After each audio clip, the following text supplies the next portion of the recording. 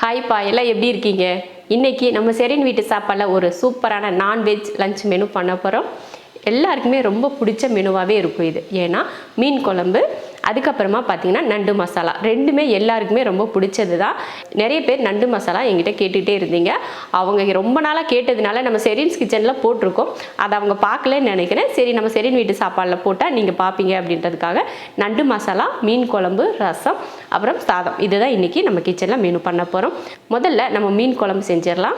மீன் குழம்பு பண்ணுறதுக்கு முன்னாடி நான் உங்களுக்கு எப்பயுமே சொல்கிறதான், கொஞ்சம் மஞ்சத்தூள், உப்பு, மிளகாத்தூள் 3 போட்டு மீனில் தடவி ஒரு 20 நிமிஷம் அரை மணி நேரத்துக்கு நீங்கள் ஊற வச்சிட்டிங்கன்னா அடுத்து நம்ம குழம்புல போட்டு அந்த மீனை சாப்பிட்றப்போ ரொம்ப ருசியாக இருக்கும். இப்போ நான் வந்து 1/2 கிலோ மீனில் தான் அந்த குழம்பு பண்ண போகிறேன். 1/2 கிலோ மீனில் உப்பு, மிளகாத்தூள், மஞ்சத்தூள் போட்டு கலந்து வச்சுருக்கேன். இப்போ மசாலா வதக்கி அரைச்சிக்கலாம். ஒரு கடாய் வச்சு 3 பல் பூண்டு, ஒரு 20 போல் சின்ன வெங்காயம், இதில் கொஞ்சம் எண்ணெய் ஊற்றிடலாம்.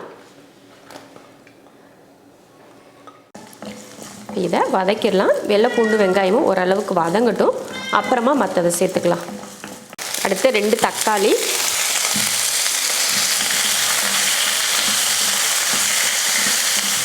வெங்காயமும் தக்காளியும் நல்லா வதங்கிருச்சு.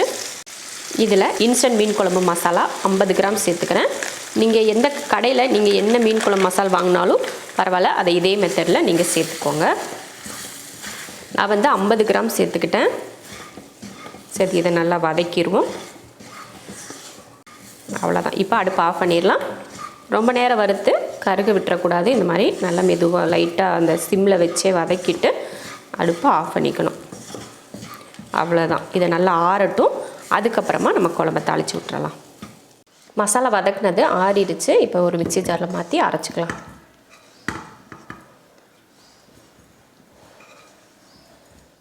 இப்போ மசாலா வந்து அரைச்சிடலாம். மீன் குழம்புக்கு மசாலா ரெடி ஆயிடுச்சு. இப்போ தாளித்து விட்டுறலாம். மீன் குழம்பு தாளிக்கிறதுக்கு எண்ணெய் ஊற்றியாச்சு. எண்ணெய் காஞ்சதுமே கொஞ்சம் வெந்தயம் நல்லா பொரிஞ்சதுமே கருவேப்பிலை, ஒரு 20 போல் சின்ன வெங்காயத்தை பொடியாக வெட்டியிருக்கேன், அதையும் சேர்த்துக்கலாம். சேர்த்துக்கிட்ட வதக்கி விட்டுருவோம்.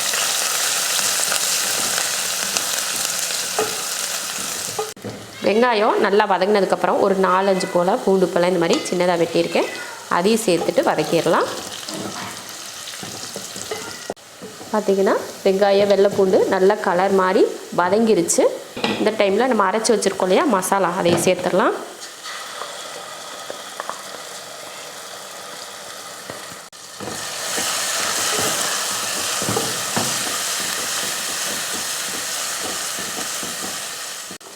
எண்ணெயில் இது போல் மசாலா ஒரு 2 நிமிஷத்துக்கு நல்லா வதக்கி விட்டுட்டு அதுக்கப்புறமா நம்ம புளியெல்லாம் சேர்த்துக்கலாம். இது போல் நல்லா வதக்கி எண்ணெய் பிரிஞ்சு வர ஆரம்பிச்சிருச்சு. இந்த டைமில் நான் வந்து ஒரு எலுமிச்சை அளவுக்கு புளி எடுத்து கரைச்சிருக்கேன், அதையும் சேர்த்துக்கிறேன்.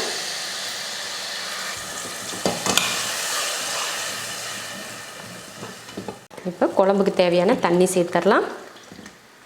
நம்ம வந்து ஒரு 1/2 கிலோ மீன் தான், அதனால் குழம்பு கம்மியாக இருந்தாலே போதும். வெந்து வத்துறப்போ கரெக்டாக இருக்கும். குழம்புக்கு தேவையான உப்பு ஒரு 5 நிமிஷத்துக்கு வேகட்டும், மூடி வச்சிடலாம். அதுக்கப்புறமா நம்ம மீன் போட்டுக்கலாம். இப்போ 5 நிமிஷத்துக்கு குழம்பு வந்து வெந்துட்டு இருக்கட்டும். இறக்க போகிறதுக்கு முன்னாடி தான் நம்ம மீன் சேர்ப்போம் இல்லையா, அதனால் வெந்துட்டு இருக்கட்டும். அதுக்கு முன்னாடி நம்ம கொஞ்சம் சாதமும் ஒரு அடுப்பில் வச்சு விட்டோம்னா கரெக்டாக இருக்கும் டைம். எப்பயுமே நம்ம 1.5 படி அரிசி சேர்ப்போம்ல, அதுக்கு இந்த ஜக்கில் 1 ஜக்கு தண்ணி, தேவையான உப்பு, அடுப்பில் வச்சு 3 விசில் விட்டு ஆஃப் பண்ணிக்கலாம். பாருங்கள், மீன் குழம்பு நல்லா வெந்து கொஞ்சம் நல்லா கெட்டி சேர ஆரம்பிச்சிருச்சு. இப்போ நம்ம இதில் மீன் சேர்த்துக்கலாம்.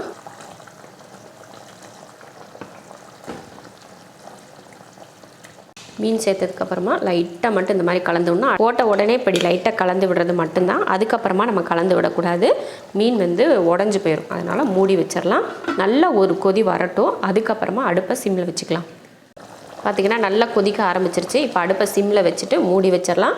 ஒரு 5 நிமிஷத்துக்கு வேகட்டும். பாருங்கள், 5 நிமிஷத்தில் நல்லா மீனும் பார்த்திங்கன்னா நல்லா வெந்திருக்கும். எடுத்து காட்டுறேன். சூப்பராக மீன் வெந்திருக்கு.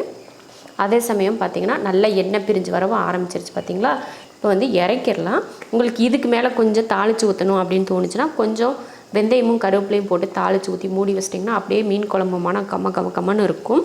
உங்களுக்கு விருப்பம் இருந்தால் நீங்கள் தாளிச்சிக்கலாம், இல்லைன்னா அப்படியே கூட இறக்கி வச்சிடலாம். இப்போ நான் இறக்கி வச்சிட்றேன். மீன் குழம்பு ரொம்ப சூப்பராக ரெடி ஆயிடுச்சு. நிறைய பேர் என்கிட்ட கேட்டது தான். நான் இன்றைக்கி நம்ம செஞ்சுருக்க மெனு எல்லாமே நிறைய பேர் என்கிட்ட விரும்பி கேட்ட ஒரு ரெசிபி தான். இன்ஸ்டன்ட் மசாலாவில் எப்படி மீன் குழம்பு பண்ணுறதுன்னு சொல்லிட்டு நிறைய பேர் கேட்டிருந்தீங்க. இன்றைக்கி நம்ம பண்ண மீன் குழம்பு இது ஒரு மெத்தட். இன்னொரு டைம் வந்து வேறு மீனில் வேறு விதமாக மீன் குழம்பு நான் செஞ்சு காட்டுறேன். அதுவும் இன்ஸ்டன்ட் மசாலா வச்சு கண்டிப்பாக செஞ்சு காட்டுறேன். மீன் குழம்பு மசாலா உங்களுக்கு என்ன நீங்கள் வீட்டில் வாங்குவீங்களோ அதே பொறுத்து நீங்கள் வச்சுக்கோங்க. மெத்தட் எல்லாம் இதே தான். இப்போ குழம்பு இறக்கி வச்சுட்டு நம்ம நண்டு மசாலா செஞ்சிடலாம். நண்டு மசாலா வந்து நிறைய வெரைட்டியில் நம்ம பண்ணலாம். இன்றைக்கி நம்ம பண்ண போகிறது ரொம்ப சிம்பிளான கம்மியான மசாலா சேர்த்து தான் இன்றைக்கி நண்டு மசாலா பண்ண போகிறோம். வாங்க நண்டு மசாலா பண்ணிடலாம். 1/4 கிலோ நண்டு க்ளீன் பண்ணி எடுத்து வச்சுருக்கேன். தாளிக்கிறதுக்கு ஒரு கடாய் வச்சு எண்ணெய் ஊற்றிக்கலாம். எண்ணெய் காஞ்சதுமே 1/4 ஸ்பூன் சோம்பு, கருவேப்பிலை, ஒரு பெரிய வெங்காயம், 2 பூண்டு, இதை வதக்கிடலாம்.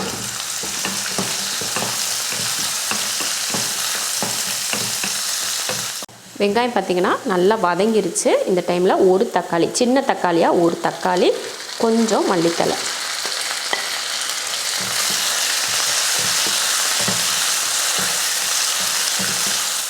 தக்காளி போட்டு வதக்கினதுக்கப்புறமா கொஞ்சம் மஞ்சள் தூள், 1/2 ஸ்பூன் மல்லித்தூள்,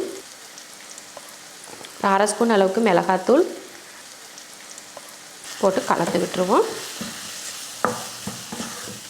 ரொம்ப ஈஸியான ஒரு மெத்தடில் செய்கிற இந்த ஒரு நண்டு வறுவல், நண்டு குழம்பு, இந்த மாதிரி நண்டு கிரேவியெல்லாம் அடுத்தடுத்த வீடியோவில் நான் சொல்கிறேன். இது வந்து ரொம்ப சிம்பிளாக செய்யக்கூடியது. ஏன்னா நமக்கு கம்மியாக தான் இருக்குது இல்லையா நண்டு, அதனால நான் கம்மியாக கொஞ்சம் சிம்பிளாக செய்கிறேன். இந்த மாதிரி நல்லா வதக்கினதுக்கப்புறமா நண்டு சேர்த்துக்கலாம். தேவையான உப்பு சேர்த்துட்டு கலந்துருவோம்.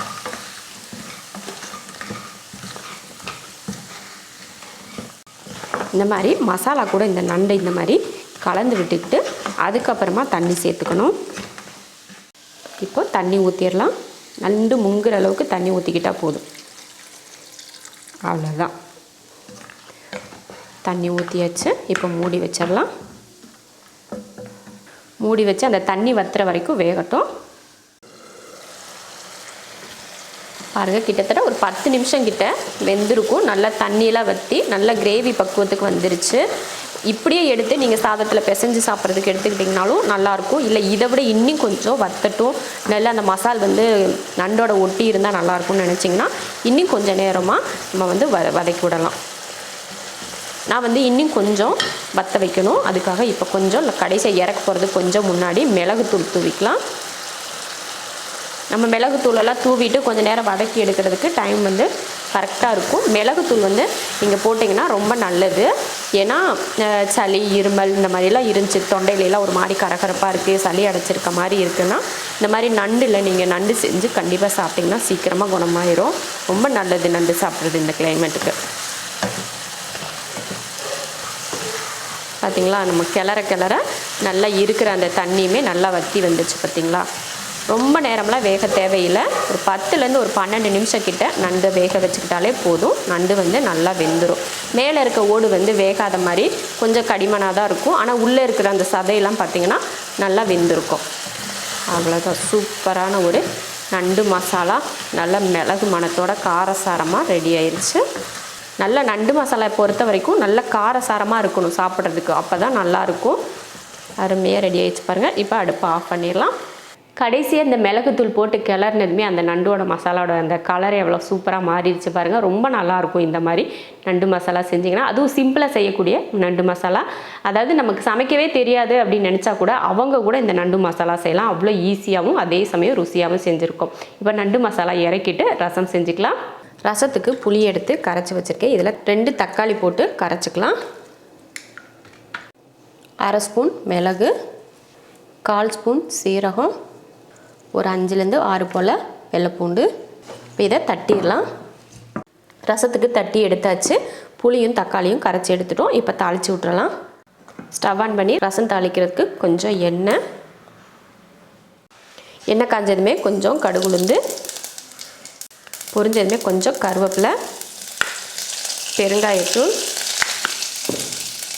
மஞ்சள் தூள், 2 வரமிளகாய், அடுத்து நம்ம ரசத்துக்கு தட்டிக்கூடே அதையும் சேர்த்துடலாம். சேர்த்துட்டு கொஞ்சமாக வதக்கி விட்டுருவோம். இந்த மாதிரி வதக்கி விட்டதுக்கு அப்புறமா இப்போ தக்காளி புளி கரைச்சி வச்சுருக்கோம் இல்லையா, அதையே இதில் சேர்த்துடலாம்.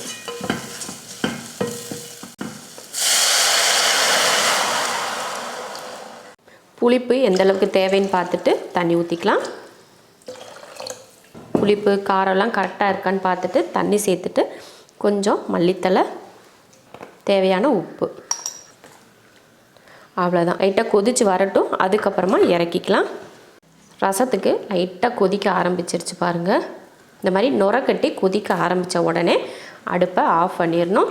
ஆஃப் பண்ணிவிட்டு சூப்பரான ஒரு ரசம் ரெடி ஆயிடுச்சு பாருங்கள். சூப்பர், அவ்வளோதான். இப்போ ரசத்தை இறக்கி வச்சிடலாம். ரசமும் செஞ்சு முடிச்சாச்சு. இப்போ மீன் குழம்பும் ரெடி ஆயிடுச்சு, நண்டு மசாலாவும் ரெடி ஆயிடுச்சு, அடுத்த ரசமும் ரெடி ஆயிடுச்சு. நம்ம சாதம் முன்னாடியே வச்சுட்டதுனால அதுவும் ரெடி ஆயிடுச்சு. அடுத்ததாக நம்ம பரிமாறிக்கலாம். அருமையான ருசியில் எல்லாருக்கும் பிடிச்ச மாதிரியான ஒரு லஞ்ச் மெனு செஞ்சுருக்கோம். இதே மெத்தடில் நீங்களும் செஞ்சு பார்த்துட்டு எப்படி இருக்குன்னு சொல்லிட்டு கமெண்ட்டில் சொல்லுங்கள். பிடிச்சிருந்தா லைக் பண்ணிவிட்டு ஷேர் பண்ணிவிட்டு நம்ம ஷெரின் வீட்டு சாப்பாடு சேனலை சப்ஸ்கிரைப் பண்ணி பக்கத்தில் இருக்க பெல் ஐக்கானை கிளிக் பண்ணி வச்சுக்கோங்க. இப்போ நம்ம சாப்பிட போகலாம்.